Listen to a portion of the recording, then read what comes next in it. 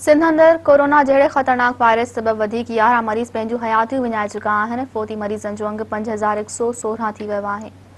सिंध जे वॾे वज़ीर सैयद मुराद अली शाह पंहिंजे कोरोना सूरतहाल बाबति जारी कयल बयान में चयो आहे त सिंध सूबे में गुज़िरियल 24 कलाकनि दौरान वायरस जा वधीक 722 केस साम्हूं आया आहिनि, जॾहिं त वबा सां जंग जोटींदे 747 मरीज़ सिहतयाब थी चुका आहिनि, जंहिं बाद सिहतयाब मरीज़नि जो अंग वधी 2,94,257 थी वियो आहे। वज़ीर आला सिंध मूजिब वायरस जे 722 नवनि केसनि मां 436 मरीज़नि जो तालुक़ कराची सां आहे, जॾहिं त हैदराबाद में 52, टंडोअल हयार में 22, मिपो ख़ास सखर में 20 केस ज़ाहिर थिया आहिनि। इन खां सवाइ दादू मटियारी में 15, जामशूर खैरपुर सिजावल में 14, सांगड़ में 13, लाड़काने में 12, थेपाकर ऐं शहीद बेनज़ीराबाद में 10 केस रिपोर्ट थिया आहिनि। मुराद अली शाह वधीक चयो त बदीन में 9, टंडो मोहम्मद खान ऐं उमरकोट में 6, घोटकी जैकमाबाद ऐं शिकारपुर में कोविड-19 जा 2 केस रिपोर्ट थिया आहिनि।